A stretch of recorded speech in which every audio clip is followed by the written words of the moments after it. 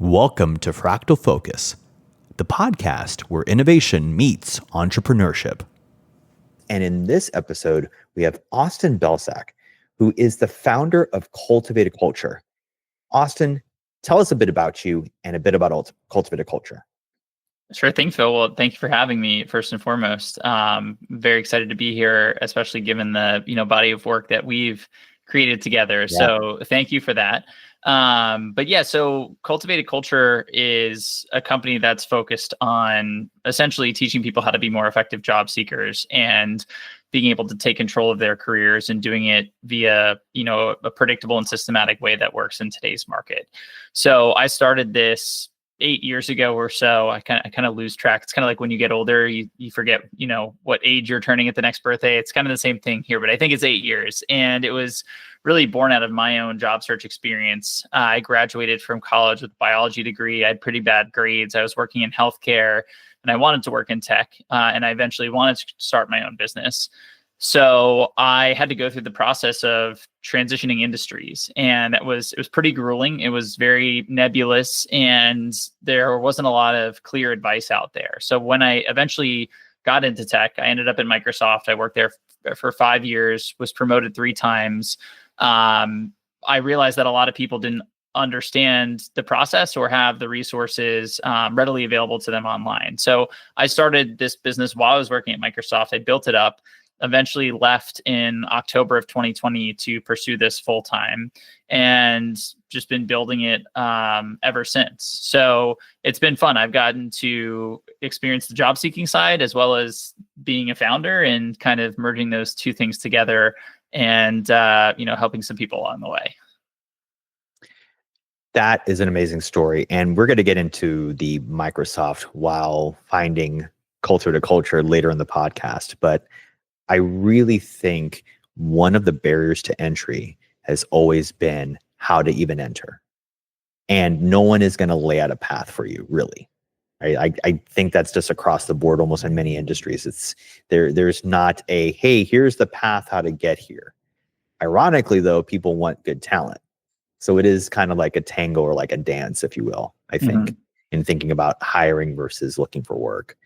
So Fractal Focus is focused, as you're now discovering, Austin, about founders and people that are just starting up companies. And part of the process, of course, is getting a team together.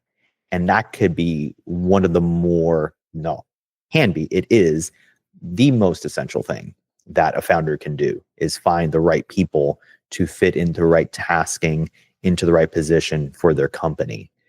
So as a founder, and with your experience, your vast experience in the world of hiring and the world of resourcing, what do you think is the formula for finding that winning team that a founder can use to make sure they have the winning team? For sure. And I think, for some context, but I guess I didn't share in the intro, but it's nice because I've had to kind of grow through the stages. I'm not a founder with a team of, 30, 50, 100 plus people, but for the early stage folks, I've gone from trying to do everything myself to waiting a bit too long to hire, to then hiring and scaling up a team of, now we have 5 folks in addition to myself who are working on our business. And so I've kind of been through that whole process, and we're completely bootstrapped as well. So we've had to be really intentional with the hires we make and when we make them. And a bad hire would, it sets you back significantly. It doesn't matter what stage of business you're in. So I would say, to your point, you mentioned earlier that you kind of want the people who are going to go above and beyond and figure out those different avenues and kind of show you what they bring to the table. And I think on the company side, on the employer side, it's sort of our job to facilitate that. And I don't think the traditional hiring process does that well. But it's really easy to, I think anybody listening to this who runs their own company can relate to the fact that when you want to invest in a new channel, whether it's hiring somebody, whether it's a marketing channel, anything else, oftentimes if you just go grab something off the shelf and you kind of say, well, everybody else is doing it this way on the surface, and you try to implement that, it usually doesn't work out that well. And we really have to dig into the weeds of what we want and build something around that. So that is really what we've done. I can go into more detail about all of this, and maybe Phil, you can kind of point me in the directions of where you think might be most helpful for the audience. But for us, we really almost created like a bespoke hiring process. It still included many of the steps that you'd see, right? We had an application, we had rounds of interviews, but each of those was done a little bit differently than you might see in a traditional hiring process. Granted, we had the benefit, we have a pretty large audience of folks in, our newsletter and on LinkedIn, and across the board. Our combined network there is, I think we're closing in on like 1.7 million people or something like that. So we have that pool to draw from, which is a unique position to be in. But if you have a place to source talent, whether it's LinkedIn, Indeed, whatever, then it's sort of up to you or us as founders to build out the rest of the funnel so that the talent has the opportunity to showcase, those traits and those skills that we're really looking for versus, the traditional process of here's, apply with your resume. We review all the resumes. We bring people in that we think are great. So much just gets lost on that 8.5 by 11 sheet of paper. So I'm happy to go into detail on any part of that, but you let me know which area would be most helpful. I think for any of the people that are listening to this, I think the thing that they may find the most helpful, and this is going to be interesting, that the way I'm thinking through this, because everybody has a process for everything they do, right? Whether it is, planning out the business plan for the company, whether it's how to find funding, whether it is creating a process to deliver product. But when it comes to hiring, for some reason, people don't stick to process all the time, if that makes sense, especially in the early stage. There is a lot of gut checks. There's a lot of gut feelings. I have a gut feeling about this person. And that could be out of a fear of not being able to pay market rate. That's another factor too. Can you even be competitive on the market for the salary for this person? So there's a myriad of different imposter syndrome, I think, type things that founders maybe run into. I don't know if you ran into that. So I imagine maybe diving into that a little bit in that psychology, and then we can go into a little bit of process, and also for time's sake for the podcast, would love to talk about, job seekers and what they can do also to be in winning teams. But I think on the founder side, what have you found in your hiring process and in building your team has been the most psychologically successful way to approach it? Yeah, so it really, there's definitely a lot of thoughts and feelings that are associated with it. But I think the biggest thing on my side it was trying to just ask for what I want. I think a lot of job descriptions and, founders, when they hire, we use kind of this weird, job description language and this weird way of describing things. Whereas on our side, we just wrote job descriptions based off of what we need. So we would have a section, our job descriptions would start with a little bit about the company. And then we would have a section that kind of mapped through what a day would look like or what a week would look like. So we talked about the specific actions that people would be taking. We included like volume as well. So, if you're going to be doing X task, you're going to be doing it at this volume. And we included expectations, like here are the outcomes. And then we had a section for who would be a good fit for the role, as well as who wouldn't be a good fit for the role. And the last thing we add to all of our job descriptions is an outline of the timeline for the hiring process. And that was so helpful because I think one of the traps that we fall into with the traditional setup is when you put a job description out there, especially in traditional job description language, you're going to get a million applications, and many of them are not going to be relevant simply because it can be really hard to understand what a role really is doing from the job description. And the solve for that is to just explain what the role is doing in plain English. And what we've seen is job seekers have really resonated with that. If they can show up and read sort of as if they were having a conversation with somebody over a coffee about what the role is going to be like, it's so much easier for people to say, this is a role I want, or this is not a role for me. So right off the bat, just speaking in plain English, writing, in paragraphs versus just a list of bullets, focusing more on actions and outcomes and those expectations rather than number of years of experience or those more traditional qualifications. That out of the box made it a lot easier for the right people to apply, which made our job easier reviewing those resumes. And in addition, I think it attracted more people to us because I think they saw that we were taking a little bit more of a human approach to the process right from the get-go. So that was the first thing that we did. Then the second piece, we had the application, but the application had some questions in it, and they were pretty basic, but they would kind of get to the root of the role itself. And so we would ask people, why do you want to work here? Obviously, but we would ask them to kind of describe a success that they'd seen or experience that they had with the exact outcome that we were trying to create. And then we had some, a free form question, just asking them what was the coolest thing you've done or built over the last 6 to 12 months. And so these weren't long applications. We also asked for a resume and a LinkedIn. These weren't long applications, but what that allowed us to do was, one, see the investment that people had off the bat, right? When you have more of those free form questions, you can see who's really putting thought into them and who is not. And again, that makes it really easy for you or your team to just completely eliminate the 90% of resumes that aren't going to be a good fit.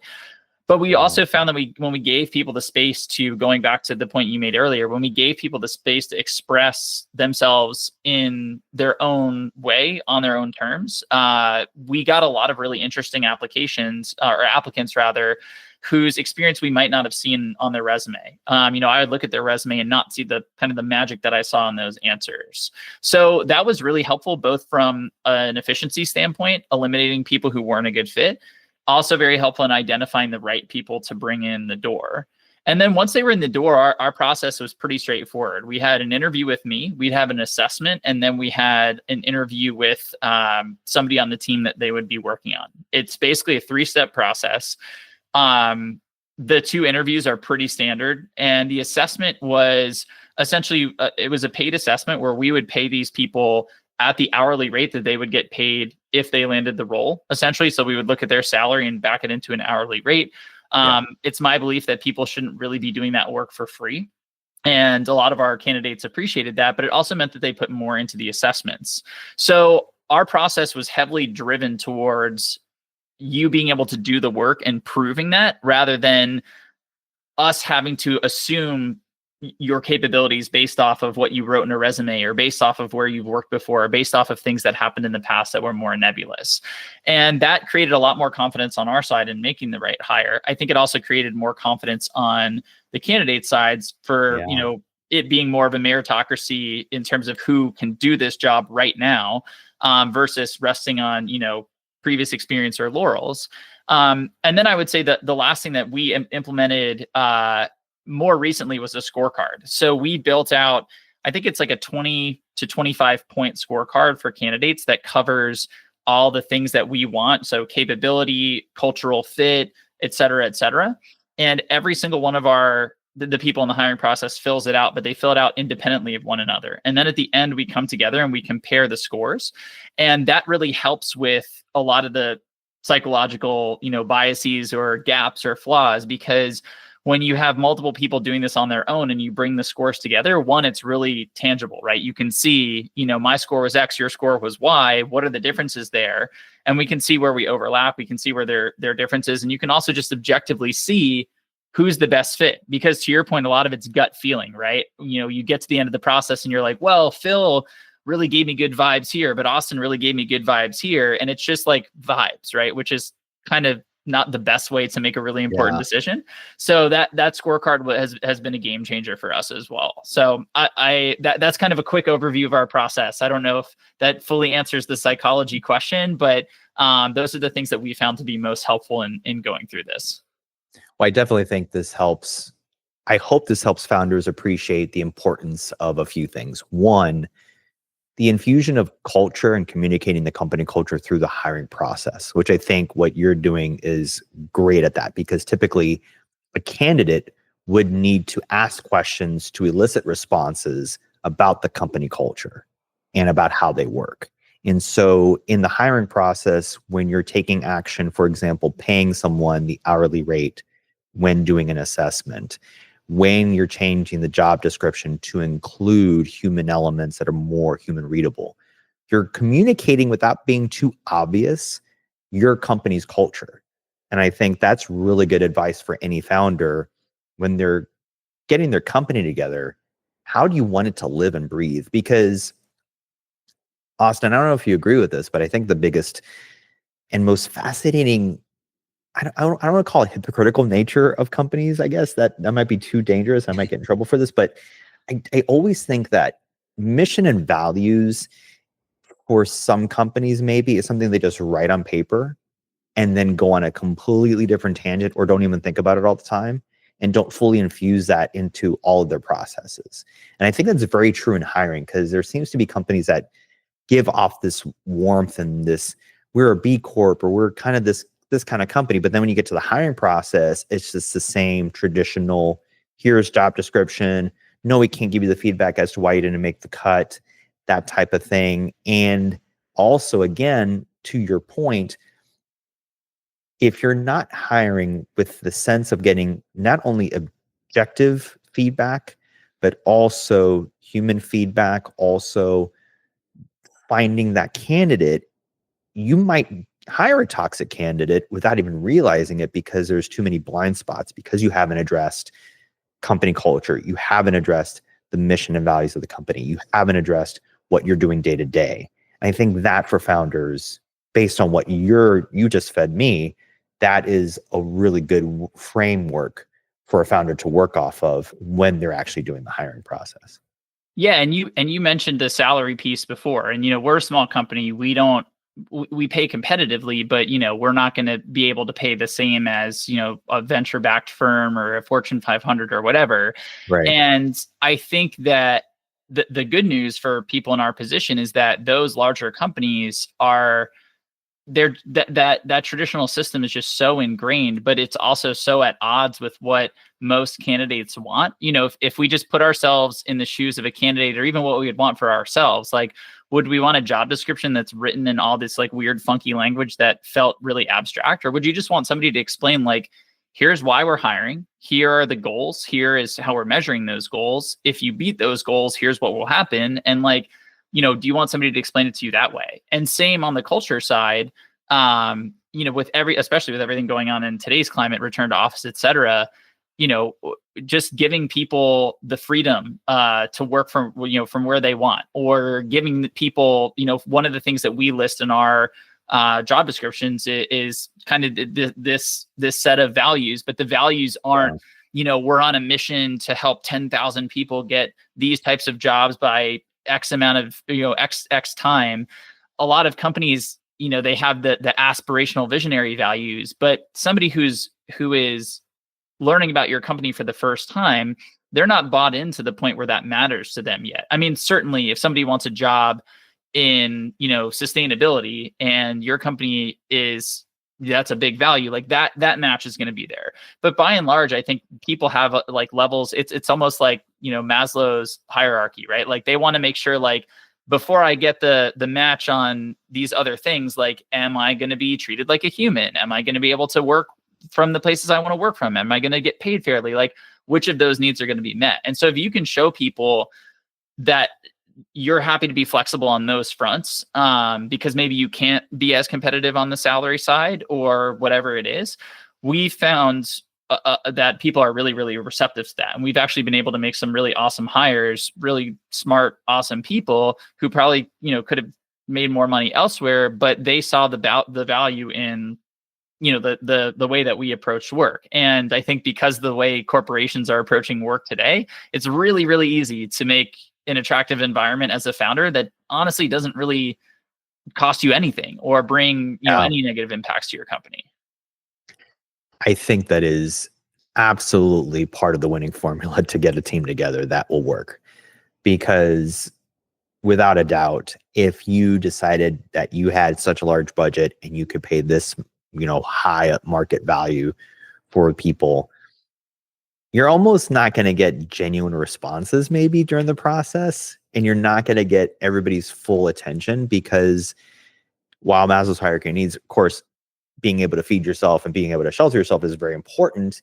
At the same time, people don't want to do those things in misery. People don't want to do those things while feeling compliant to a system and to a thing that they don't truly believe in. And I think that's really important. There's a few, we don't want to get into there. For sure, a few people that definitely don't mind doing that. But I think, especially for founders of startups, it is so important to build the value of why people want to join your company, because it is still a nascent thing and it is still a growing thing. And to get the right people that will grow with you would require some different ways of thinking around hiring. And I think that's what you're bringing to the table with Cultivated Culture is fantastic in that regard, but also hearing your story about how you've built your team is just awesome. A segue into job seeking. So we've talked about founders and, and we've danced around it a bit. I mean, if we had 3 hours, we could probably just give the whole solution for free to a bunch of founders, but eventually you might want to monetize that. But going into job seeking, what is the best way for someone that is either changing careers out of university study, out of high school study, out of vocational study? What is the one narrative that can get any one of those candidates noticed by a company in any stage? Yeah, I think it comes down to the same set of principles, which is just clear communication around what the other party is looking for. And so, on the hiring side, which we just talked about, candidates they just want transparency on what they're signing up for, what the expectations are, what the work environment's going to be what the work environment will look like. On the flip side, employers just honestly really want to know, like, are you going to be able to achieve the goals that I have set out for this role? And in doing that, are you going to be able to add, a positive ROI to my company? And that's really it at the end of the day, right? Obviously, there's a lot of nuance that goes into that. But I think, again, the traditional process doesn't create a great bridge to clarity around that. We can look at somebody's resume and see, oh, you had this GPA, but we also know that GPA doesn't always translate to success in the workplace. We can look at somebody's past experience and see that they've worked at X, Y, and Z places. And sometimes, to your point, we can feel, whoa, this person, we've had people apply to our company from, Fortune 500 places. And my first thought is, why are you applying to my company if you worked at like this place before? So to your point about that imposter syndrome and the psychology, but on the flip side, we can miss out on a lot of great candidates because maybe their resume doesn't show, certain things. And so as a candidate, and a job seeker, we need to take control of that narrative. And I think for me, the best way that I found to do this is really two things. One is networking. People will tell you that till the cows come home, but really it is true. And the formula isn't complicated. It's pretty straightforward. If it were me, I would just start tomorrow and I would begin reaching out to one person every single day. And in that outreach, I would try to offer value or position myself as like a somebody who's worth investing in. And then I would work to build those relationships up over time. Now, a lot of people are under more pressure with their job search, and there's different strategies for networking faster in those cases. But the best long-term strategy is to just make networking a habit that you do if you're out of a job, if you're in a job, if the job is great, if the job is bad, if it's raining, if it's sunny, if it's hot. It's like, it doesn't matter. Just every single day, you're reaching out or you're touching base or you're just continuing to grow that network, because it's been true since the beginning of hiring, but people want to hire other folks that they know, that they like, that they trust. The data really backs up the fact that referrals are the best hiring source for companies. So we want to play into that.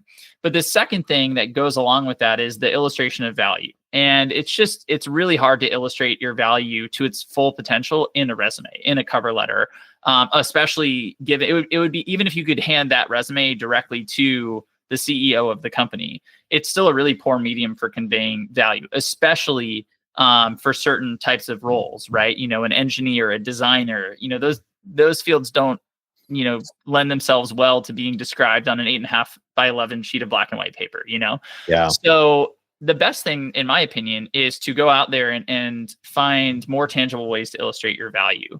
We kind of call this like the portfolio strategy, but basically my recommendation is to go find a couple of companies that you want to work for in your target field and do some research on them. See if you can identify an opportunity, a challenge, an initiative, something that is important to them. And then you basically treat it as your own consulting project. You do more research on that challenge, that goal, whatever it is. You brainstorm some ideas and you kind of map out the execution for them. And then you lay it all out in a public place. Could be a podcast, could be a YouTube video, it could be a blog post, a LinkedIn post, something where anybody in the world can see it. And the beautiful part about that is, that shows employers exactly what they're looking for, especially if you do this intentionally and the companies you're focused on with this are in the same industry, maybe even competitors to the companies where you're going to eventually land jobs. It's just such a direct illustration of value. So one example, we have our clients do these types of things all the time. And it's helped them land some amazing jobs. But, a couple of different examples off the top of my head. We had one person who wanted to land a job at Microsoft, and they were coming out of school. They were a recent grad. This was for a rotational marketing program, and there were, I think, 2,300 other applicants. So rather than just putting in an application, they went and they did the networking, and they got some ideas around what this program would be focused on. And they then went and did their own research. And this was back a couple of years ago, but this was basically pre-COVID, when Teams was not quite as big as it is now, and it was all Slack all the time. And so she identified that was a big opportunity, right? Slack was the line in the market. Microsoft, Teams is sitting on everybody's PC, but nobody's using it. And so she brainstormed a couple of different ideas and ways for Teams to capture more market share, leveraging, the existing ecosystem. And she led with that, and that eventually got her the job offer. Another one that I love is, I don't know if you know Away Luggage at all, but they make, they're like the Warby Parker of luggage is what they brand themselves as. But one of our clients came up with an idea for them where, their whole thing is about the experience, right? We all hear like Starbucks isn't selling coffee, they're selling the experience, blah, blah, blah. Same with Away. And so the idea that she came up with was, what if you had a pop-up lounge in JFK, and instead of showing your Amex Platinum card, you got into the lounge with your Away suitcase, but the lounge was like, beautiful and well-designed and free drinks and fast Wi-Fi, and like, how, and then you have people going by and saying, well, how do I get in there? And it's, oh, you have to go buy an Away suitcase. So these types of things, if they're tailored to the role that you're looking for, that's the type of stuff you'd be asked to do if you got hired. And so when that is the value that you're illustrating, it's just so clear to a hiring manager. You can look and see, okay, we're hiring for a brand marketing manager. Do I hire the person who has told me about all the things they've done in the past, or do I hire the person who took the time to think about this really cool idea of a lounge at an airport, and oh, by the way, also has experience in this field in the past as well? So we always recommend going out there and doing that stuff, because it's going to create visibility. It's a really clear path to adding value. It's also just going to make you better at what you do, because you're going to be getting reps and you're going to be practicing as you go. So I would say those two things, if you can allocate, 30 minutes a day to networking and 30 minutes a day to chipping away at one of those projects, you'd be surprised at the progress that you can make in just a couple of months. That is amazing advice. I think on the software engineering side of the world, one of the things that I've looked for in a resume is a link to their GitHub. Mm-hmm. And I want to see reps on GitHub, for example. So to your point about portfolio pieces, whether they have a fully formed portfolio, to me, that wasn't important. What was important was, are they actively working in their skill? Mm-hmm. Are they actively working towards the thing that they want to come on board for? So that's one of the first things I look at. Even before I look at the actual resume, I'll look at the link, mm-hmm. and I say, okay, what have they been doing?